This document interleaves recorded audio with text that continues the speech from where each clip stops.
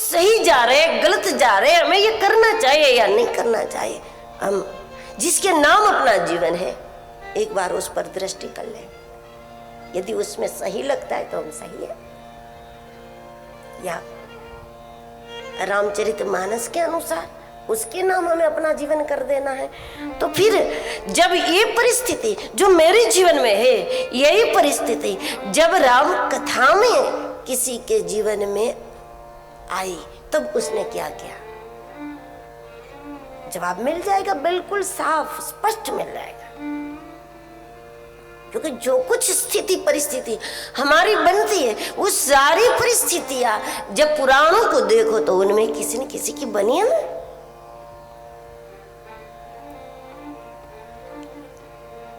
सारी घटनाएं आपको श्रीमद् भागवत में मिल जाएगी, राम कथा में मिल जाएंगी, कि जो आज मेरे जीवन में हुई है वो एक घटना ग्रंथों में किसी के जीवन में हुई। तब एक समझदार व्यक्ति ने क्या किया था, एक धर्मात्मा ने तब क्या किया था, बस वो हमारे लिए मार्गदर्शन है। या फिर किसी महापुरुष के नाम, किसी सद्गुरु के नाम, क्योंकि जब तक ये बात नहीं है तब तक थोड़ा बहुत धर्म कर्म पूजा पाठ दान व्रत थोड़ा बहुत करते रहोगे, लेकिन माया नहीं डरेगी आपसे, वो मारेगी। और वैसे भी वो माया है ना, बकरी जैसी है। थोड़े बहुत सद्गुण जब आपके अंकुरित होते हैं तो खा जाती है छोटे छोटे पौधे को, और बकरी तो सब खा जाती है ना। हाँ, पत्थर छोड़कर सब खा जाती है। ये तो सारी वनस्पति वो खा लेती है, कोई वनस्पति बकरी के लिए अछूत नहीं होती, सारी वनस्पति।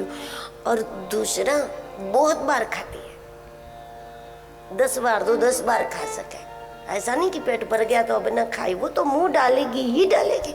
तो इस प्रकार माया हमारे अंकुरित सद्गुणों की कोमल कोमल पत्तियों को वो खा जाते। थोड़ा बहुत धर्म कर्म कर लेते हैं हम लोग, लेकिन माया की पिटाई से नहीं बचोगे जब तक जीवन किसी के नाम नहीं हो जाएगा। ग्रंथ भी हो सकते हमारे गुरु, सद्गुरु ज्ञान, ये ग्रंथ के लिए कहा है। सद्गुरु ज्ञान विराग जोग,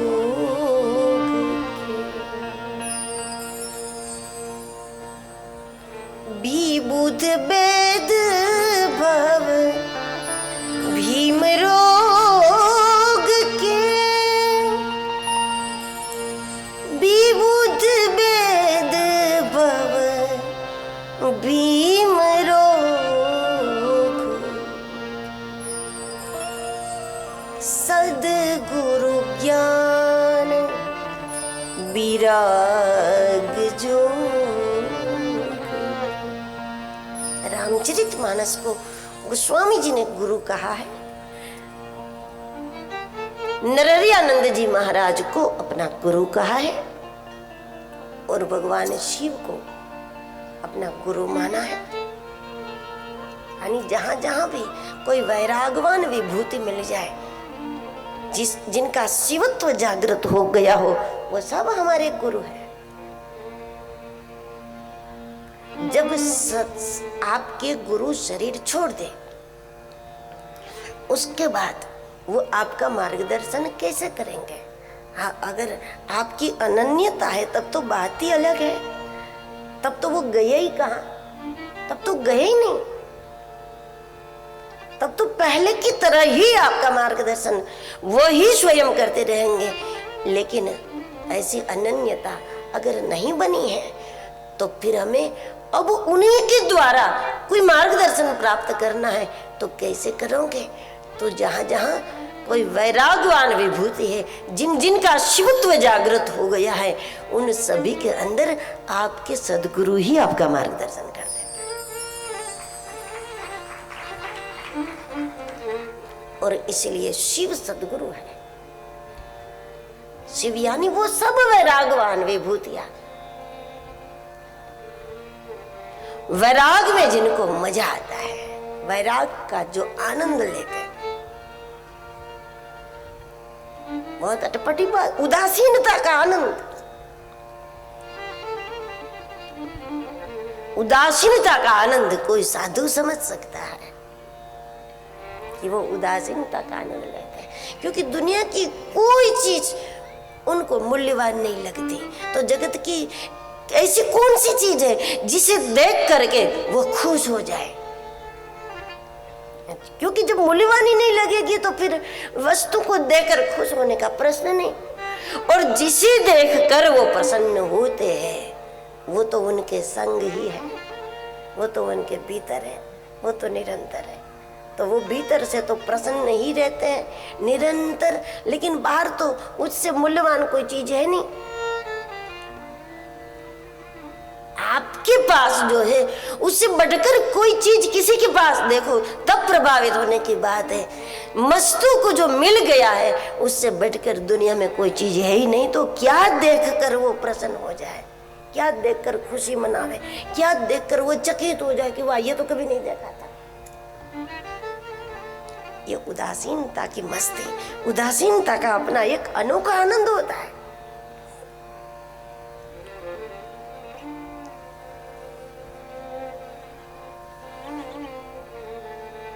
जिनका शिवत्व जागृत हो गया, ऐसे कोई भी महात्मा, उनके द्वारा जब हम उनके शिवत्व को प्रणाम करें, उनके भीतर जागा है उस गुरुत्व को हम माने, तो निश्चित रूप से आपको ठीक उसी प्रकार उनके द्वारा समाधान मिल जाएगा जिस प्रकार आपके गुरु के श्रीमुख से समाधान मिलता था, वैसे ही मिल जाएगा, क्योंकि वो ही आएंगे इसमें।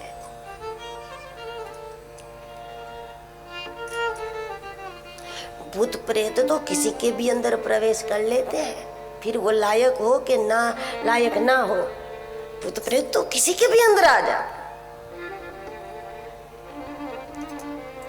देवी देवता भी कुछ लोगों के अंदर, अब वो कितना सही है गलत है वो अपना विषय नहीं है, क्योंकि अपने को मालूम नहीं है, पर देवियां भी देवता भी किसी के अंदर प्रवेश कर लेते हैं। लेकिन जहां तक बात गुरुत्व के आने की है, वो उनमें आ जाता है जिनमें शिवत्व जागा हो।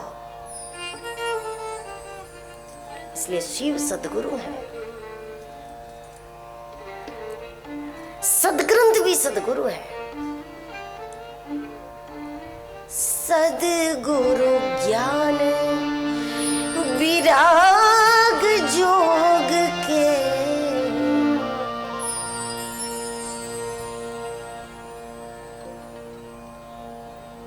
तो ग्रंथ से पूछे, ग्रंथ को समझे, ग्रंथ को पढ़े और उसके नाम हम अपना जीवन करें।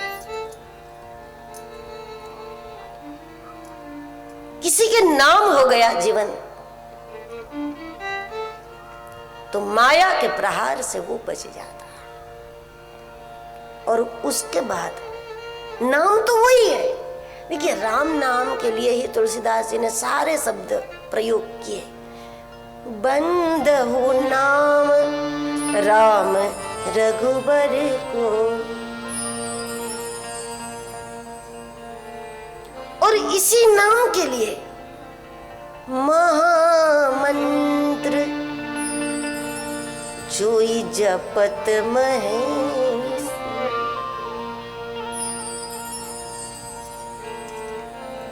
इसी को मंत्र कहा, इसी को महामंत्र कहा, इसी को नाम कहा। पर तब बात बदल जाती है, नाम नहीं बदलता, लेकिन बात तब बदल जाती है कि जब हम किसी महापुरुष के नाम, ग्रंथ के नाम, इष्ट के नाम अपना जीवन कर दे। हो नहीं हो सो होई, हमें आज्ञा के बाहर नहीं जाना। परिणाम जो हो